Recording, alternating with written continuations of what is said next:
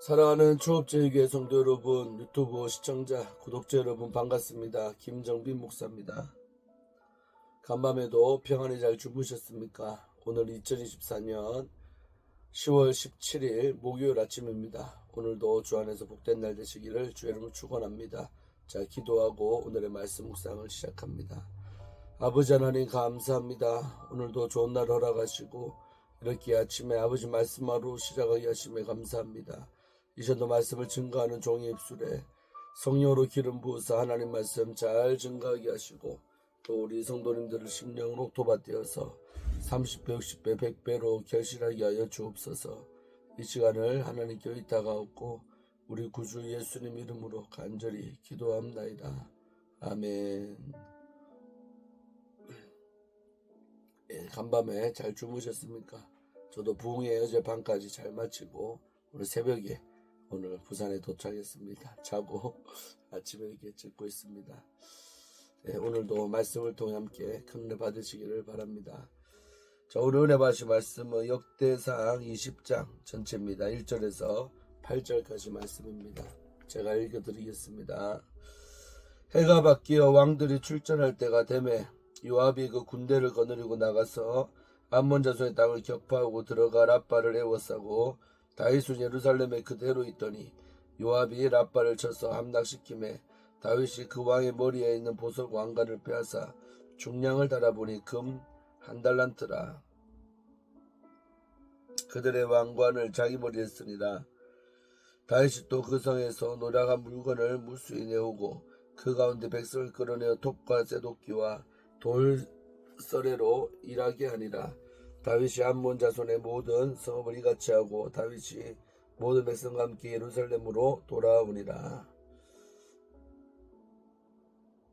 이후에 블레셋 사람들과 게셀에서 전쟁할 때에 후사 사람 십부개가 키가 큰 자야들 중에 10배를 쳐 죽임에 그들이 항복하였더라. 다시 블레셋 사람들과 전쟁할 때 야일의 아들 엘하나니 가드 사람 골리앗의 아우 라흐미를 죽였는데 이 사람의 장자로는 배틀째 같았더라. 또 가드에서 전쟁할 때 그곳에서 키 큰 자 하나는 손과 발에 가락이 여섯씩 모두 24이 있는데 그도 키가 큰 자의 소생이라. 그가 이스라엘을 능욕함으로 다윗의 형 시므아의 아들 요나단이 그를 죽이니라. 가드의 키 큰 자의 소생이라도 다윗의 손과 그 신하의 손에 다 죽었더라. 아멘. 오늘 20장 말씀을 통해 함께 큰 은혜 받으시기를 바랍니다. 먼저 우리 1절에서 3절은 어디서 많이 본 본문이죠. 우리 사무엘하 12장 26절에서 31절에 나온 얘기인데 1절에 특별히 보면 우리 바세바와 가늠했던 그 사건의 첫 시작 부분과 똑같죠. 그때를 얘기하는 것입니다. 자, 1절에 보니까 해가 바뀌어 왕들이 출전할 때가 되매 요압이 그 군대를 거느려 나가서 암몬 자손의 땅을 격파하고 들어가 랍바를 에워싸고 다윗은 예루살렘에 그대로 있더니 요압이 랍바를 쳐서 함락을 시켰다고 나오죠. 그래서 왕들이 해가 되면 출전해야 되는데 이때 다윗도 만약에 원래대로 자기 위치인 전쟁터로 나갔었더라면 아마도 바세바와 가늠하는 그런 죄를 저지르지 못했을 것입니다. 그런데 알다시피 요압을 통해서 군대를 다 보낸 다음에 자기는 나가지 않고 그냥 예루살렘에 그대로 있었다는 거죠. 그래서 이제 사무엘 하에서는 그대로 있을 뿐만 아니라 오늦게 또 일어나서 창가를 베란다를 거닐다가 바로 목욕하고 있는 바세바를 보게 되죠. 그럼으로써 이제 죄의 시작이 되는 거면 남자는 시각적 동물이라 하지 않습니까? 보는 것에 약해요. 보는 걸 잘 봐야 됩니다. 근데 다윗이 보지 말아야 될 것을 보게 됐죠.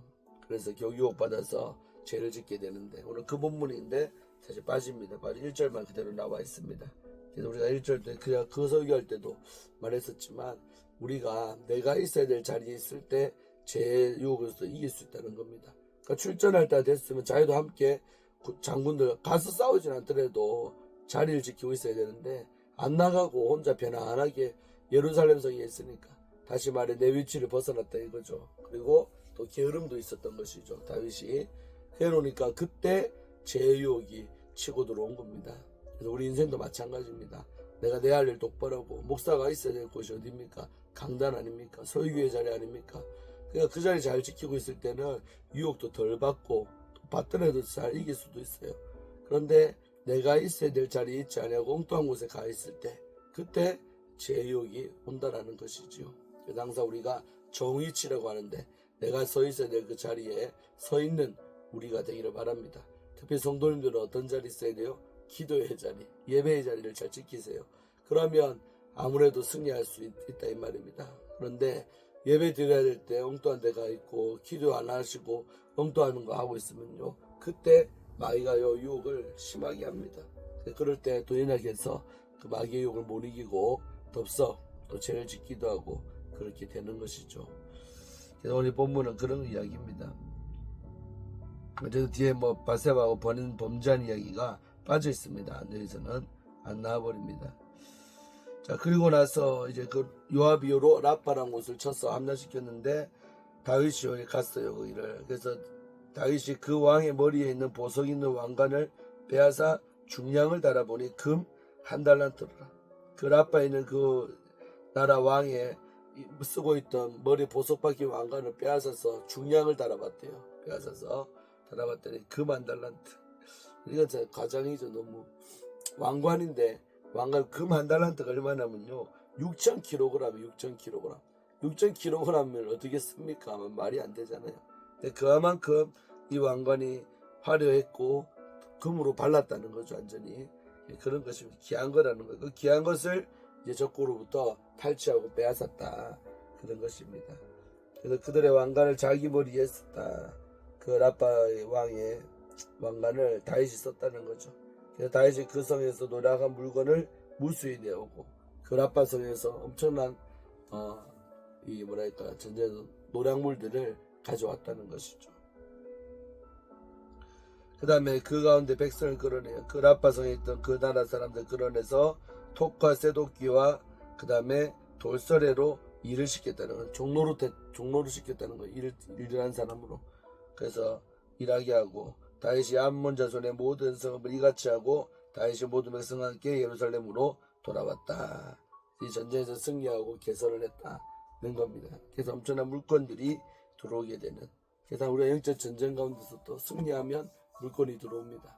근데 지니까 마귀에게 내 물건을 빼앗기는 거예요. 중요한 영적 원리입니다. 영적으로 승리해야 물질도 들어오는 겁니다. 근데 항상 물질도 빼앗긴 사람들이 있잖아요. 영적으로 치면 실제로 마귀가 내 물질들도 많이 가져갑니다. 그런 영적 세계입니다. 그래서 우리가 또 물질에 관련된 것도 영적으로 승리하면 물질도 따라온다는 것을 우리는 알 수가 있는 거예요. 자, 또 넘어갑시다. 그러고 이제 4절부터 8절의 내용은 사무엘하 21장 15절로 22절에 나오는 이야기입니다. 그 이야기가 여기에 갑자기 수록되고 오늘은 이 전혀 엉뚱한 데는 두 본문이 이렇게 붙은 거예요. 와서 여기에 기록되어 있는데, 그 얘기는 뭐냐면 이제 큰 장군들을 다 이기는 다윗의 용사들에 관한 이야기입니다. 그래서 이후에 블레셋 사람들과 게셀에서 전쟁할 때 블레셋은 알다시피 그 사울왕 때부터 항상 이스라엘을 괴롭힌 나라가 어디예요? 다 같이 또 붙어 있는 나라고요. 하고 그래서 블레셋입니다. 블레셋. 이 블레셋 사람들이 게셀이라는 곳에서 이제 한판 붙은 거예요. 이스라엘 사람들하고 전쟁한 거예요. 그때 후사사람 십부개가 키가 큰 자의 아들 중에 10배를 쳐 죽임에, 키가 큰 자 거인족 속 중에 한 명이었던 십부개 이름도 비슷하네요. 십부개가 10배를 쳐 죽이니 그들이 항복을 했답니다. 그러니까 다윗의 용사들이 이처럼 잘 싸우고 용감한 장군들이 있었다는 것을 증거하고 있는 거죠. 항복을 했다. 그 다음에 다시 블레셋 사람들과 전쟁을 할 때 이번에는 또 야일의 아들 엘하난, 많이 들어봤죠? 야일의 아들, 그 장군 중에 한 명이죠. 그래서 그 야일의 아들 엘하난이 가드 사람 골리앗 알죠? 골리앗의 아우가 라흠인데 그 형이 큰 것처럼 역시 동생도 얼마나 컸겠습니까? 형만큼이나 컸겠죠. 근데 이 라흠이가 죽였다는데 그 사람의 장자로 배틀처 같았다. 골리앗 때 설명할 때도 골리앗의 창도 배틀처 같다. 그러니까 엄청나게 키도 크고 힘이 좋으니까 이런 엄청난 큰 무기를 창을 썼다는 거죠. 근데 이런 사람도 그 엘하난이 쳐서 이겼다는 거죠. 다윗의 장군이 위대함을 말하고 있는 거죠.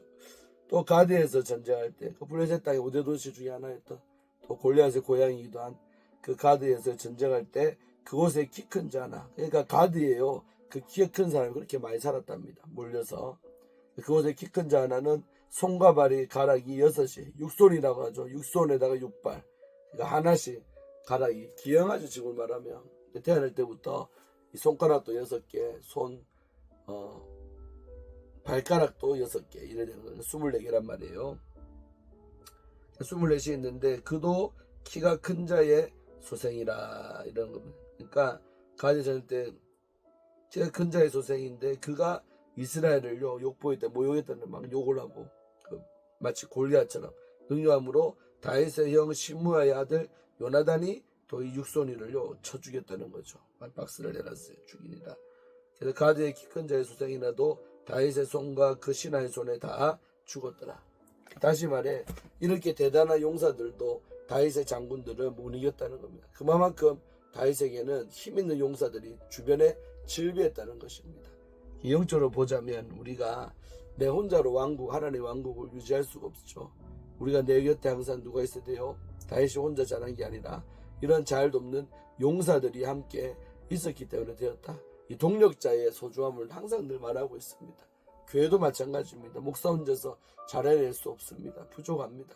그래서 장로님들의 도움이 필요하고 또 우리 안수집사님들 또 권사님들의 도움이 필요한 거예요. 우리 연합에서 이 아름다운 조업절기회를 세워나가는 것입니다. 그럴 때 한 사람도 빠지면 없어지면 얼마나 그 힘이 떨어지고 동력이 떨어지고 또 힘도 빠지고 그런 것입니다. 그래서 우리가 이렇게 동력자 정신을 가져야 될 줄로 믿습니다. 특히 교회 중직자라면 더더욱 이런 생각을 가지셔야 됩니다.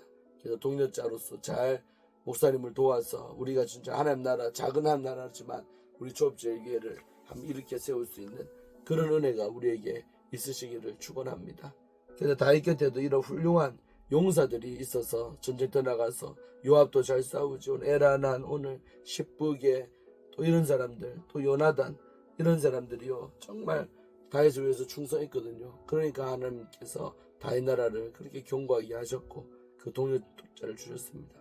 저도 이런 본문 읽을 때마다 참 부럽습니다. 우리가 미약하지만 이런 동역자들이 늘어날 때 교회는 튼튼해지고 교회가 정말 주의 뜻 가운데서 잘 되는 우리 조업지의 교회가 되실 줄로 믿습니다. 오늘 하루도 이 말씀 붙들고 승리하는 여러분 되기를 바라고 각자의 위치에서 정위치하시는 우리가 되기를 바랍니다. 이 아침에 말씀 읽는 그 자리가 내가 서야 될 자리인 것을 꼭 기억하셔서 아침마다 기도하고 말씀 보고 하루를 여는 우리 조업제의 모든 성도님들, 유튜브 시청자 구독자 여러분들 되시기를 바랍니다. 자, 기도하고 마치겠습니다. 하나님 아버지 고맙고 감사를 드립니다. 오늘 하루도 이렇게 주님 하루 시작되었습니다. 주신 기한 말씀 잘 붙들고 승리하는 우리가 다 되게 하여 주옵시고 오늘 말씀대로 살아갈 힘도 부족합니다. 성령님을 의지하오니 주여 말씀을 이루고 말씀대로 살아가는 우리가 될 수 있도록 축복하시고 나를 통해 하나님의 영광만이 나타날 수 있도록 역사하여 주옵소서. 감사를 드리오며 예수님 이름으로 축복하며 기도하옵나이다. 아멘. 할렐루야. 오늘도 복된 하루 되시기를 바랍니다. 샬롬.